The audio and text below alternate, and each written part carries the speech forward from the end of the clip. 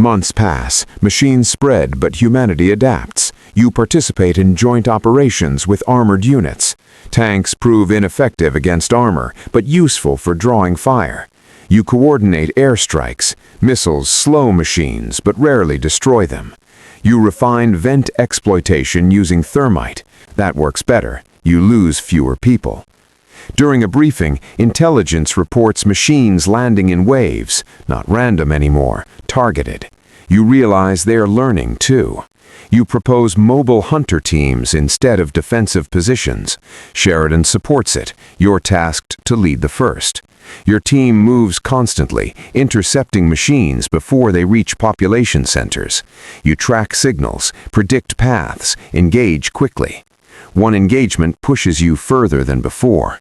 You encounter 3 machines advancing together. Your team is outnumbered.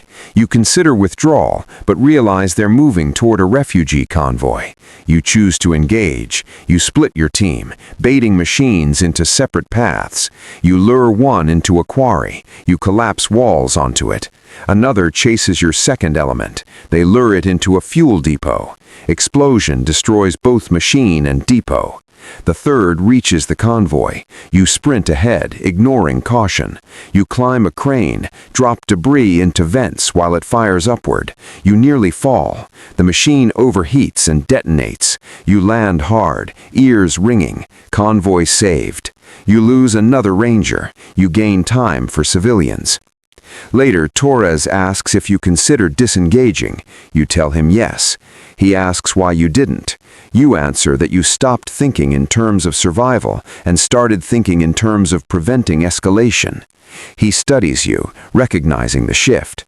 You realize leadership has changed you despite your resistance.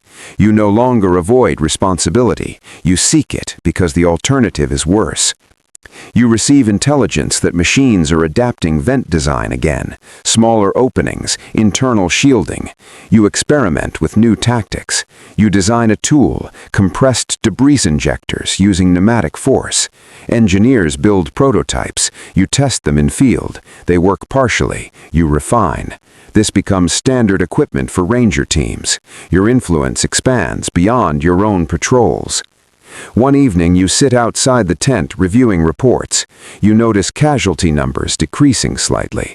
Not victory, but trend. You think about your brother's suggestion years ago, Rangers together. You realize you carried him into this war in a way you didn't expect. His voice pushed you forward. His death shaped every decision. Sheridan informs you of a larger offensive, multiple ranger teams assaulting a machine stronghold. You're assigned overall tactical lead. The scale intimidates you more than any single fight. You coordinate routes, fallback points, vent targeting teams. You anticipate machine countermeasures. The assault begins at dawn. Explosions ripple across hills. Teams engage simultaneously. Some machines fall quickly, others resist. You redirect units in real time. You order one team to withdraw when they risk encirclement. Another team collapses a ridge. The stronghold eventually falls. Losses are heavy, but manageable. Command declares it first major human offensive success. You don't celebrate. You analyze failures. You update tactics. War continues. Months later, a transmission arrives. Machines assembling orbital signals. Larger than before. Global threat. You're tasked again.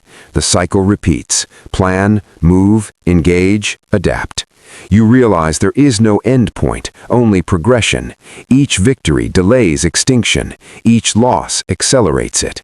You accept that this is the role you chose when you stepped into RASP with number 81. You stand on a ridge after another engagement, watching distant machines moving like shadows across the horizon. Your team regroups behind you. You count them, all present this time. You feel something unfamiliar, brief relief. It fades quickly because new signals appear on your tablet. More impacts, more machines. You step forward again, knowing leadership now means never stepping back. The Rangers follow. The war stretches ahead without conclusion.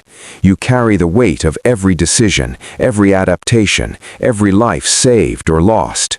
You no longer think about whether you belong here. You only think about what choice comes next and how long humanity lasts depending on it.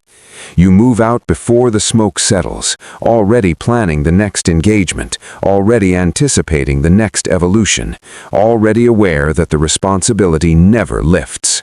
The fight continues, and so do you.